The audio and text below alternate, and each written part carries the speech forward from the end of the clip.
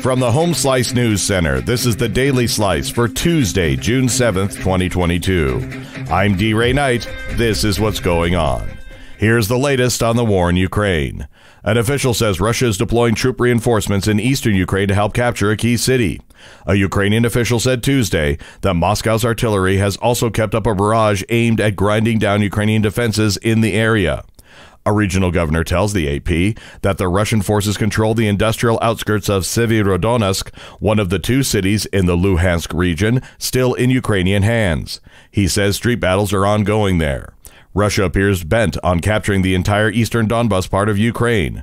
Though while the Kremlin forces have superior firepower, the Ukrainian defenders, among them the country's most well-trained forces, are entrenched and have the capability of counterattack. In news closer to home, today is primary election day. It's the first election since lawmakers redrew legislative boundaries. One county auditor warns poll locations for some voters may have changed. Cindy Mahler is the auditor for Pennington County. Her office sent out flyers reminding registered voters of their polling locations. However, she says she got thousands of them back as undeliverable. Because of that, Mahler suggests that if you don't know for sure where your polling location is, please go online and check before you leave to go vote. You can find that voter information portal on the Secretary of State's website. Polls are open at 7 a.m. and close at 7 p.m. Ellsworth Air Force Base has a new vice commander. Amy Rose has more. Colonel Seth Spanier has assumed his position as the new vice commander of the 28th Bomb Wing at Ellsworth, the world's largest B-1 bomber base. Previously, Spanier has been stationed at the base twice, including as the commander of the 34th Bomb Squadron Thunderbirds from June 2016 to 2018.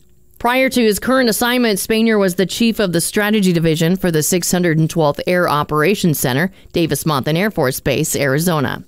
Congratulations to Hunter Widvey of Rapid City, Miss South Dakota 2022. Widvey was crowned Saturday night at South Dakota State University in Brookings and was awarded a scholarship of $8,000 for winning the competition.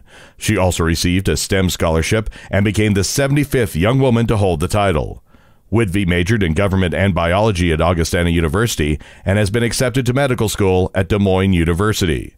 Widvey will now compete at the Miss America competition in December later this year. In national news, a bipartisan pair of senators has unveiled what would be the most wide-ranging legislative proposal to regulate cryptocurrencies and other digital assets. The effort follows a series of high-profile busts and failures. It's unclear whether the bill proposed by Democrat Kristen Gillibrand of New York and Republican Cynthia Loomis of Wyoming can clear the hurdles of Congress.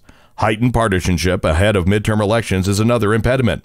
Advocates for cryptocurrency have become bigger and more free-spending players in Washington politics. The bill, unveiled Tuesday, is called the Responsible Financial Innovation Act and proposes legal definitions of digital assets and virtual currencies, among other things. A blast in Syria that injured U.S. soldiers may have been an inside job. Amy Rose explains. A U.S. service member has been identified as a possible suspect in an April explosion that injured several U.S. troops at a base in eastern Syria. Patrick Barnes, a spokesman of the Army Criminal Investigation Division, says in a statement that the potential suspect is back in the United States and the investigation by the Army CID and the Air Force Office of Special Investigations is ongoing.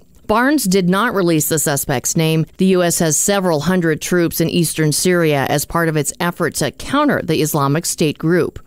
In an unprecedented clinical trial, a dozen rectal cancer patients saw their tumors disappear after they received an experimental drug called dostarlimab, and none of the patients experienced significant side effects from the treatment.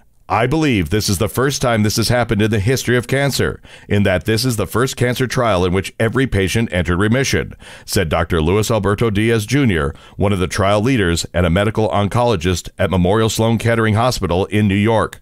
It's too soon to say whether the patients will remain in remission or if the drug will work on others with different types of rectal cancer, but the results are a cause for great optimism. Details of the small trial were published Sunday in the New England Journal of Medicine. Your weather forecast from the Home Slice Weather Center. Gusty winds, thunderstorms, and even small hail expected today with a high of 65. Partial clearing tonight and a low of 45. And that was your Daily Slice for Tuesday, June 7th, 2022. The Daily Slice is a production of Home Slice Media Group, hosted by D. Ray Knight with Amy Rose and Chrissy Davies. Executive producer Mark Houston. Engineered by Chris Jacquez. I'm D. Ray Knight. Have a great day.